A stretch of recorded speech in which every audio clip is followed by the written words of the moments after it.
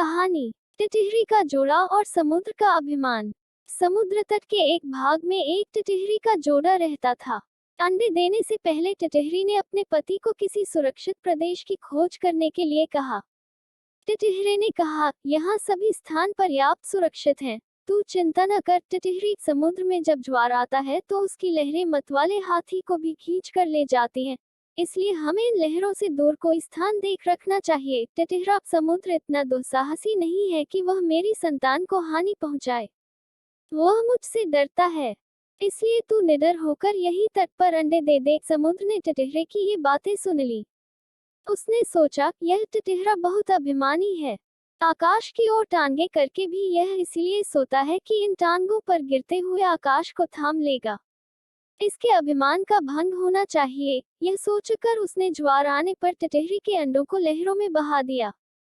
टिटहरी जब दूसरे दिन आई तो अंडों को बहता देखकर रोती बिलखती टिटहरे से बोली, मूर्ख, मैंने पहले ही कहा था कि समुद्र की लहरें इन्हें बहा ले जाएंगी, किंतु तूने अभिमानवश मेरी बात पर ध्यान नहीं दिया।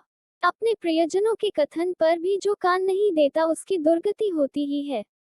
इसके अतिरिक्त बुद्धिमानों में भी वही बुद्धिमान सफल होते हैं जो बिना आई विपत्ति का पहले से ही उपाय सोचते हैं, और जिनकी बुद्धि तत्काल अपनी रक्षा का उपाय सोच लेती है।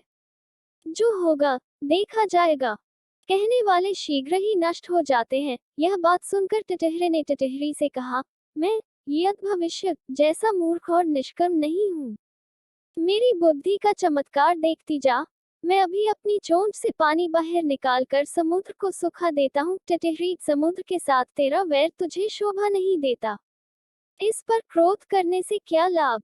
अपनी शक्ति देखकर हमें किसी से बैर करना चाहिए, नहीं तो आग में जलने वाले पतंगे जैसी गति होगी। टिटहरा फिर भी अपनी चोंचों से समुद्र को सुखा डालने की डींगे मारता रहा। तब टिटहरी ने फिर उसे मना करते हुए कहा कि जिस समुद्र को गंगा यमुना जैसी सैकड़ों नदियां निरंतर पानी से भर रही है, उसे तू अपने बूंद भर उठाने वाली चोंचों से कैसे खाली कर देगा? टिटहरा तब भी अपने हठ पर तुला रहा।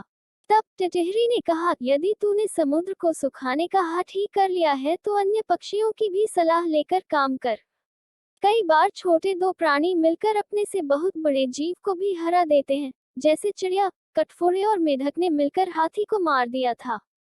टिटहरा, अच्छी बात है, मैं भी दूसरे पक्षियों की सहायता से समुद्र को सुखाने का यत्न करूंगा। यह कहकर उसने बगुले, सारस, मोर आदि अनेक पक्षियों को बुलाकर अपनी डैक कथा सुनाई।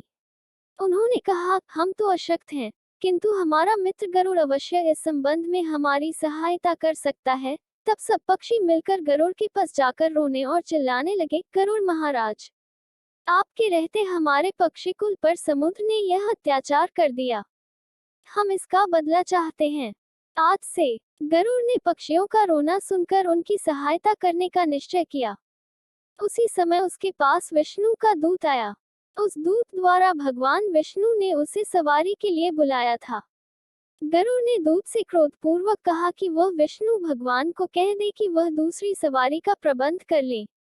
दूत ने गरुड़ के क्रोध का कारण पूछा तो गरुड़ ने समुद्र के अत्याचार की कथा सुनाई। दूत के मुख से गरुड़ के क्रोध की कहानी सुनकर भगवान विष्णु स्वयं गरुड़ के घर गए।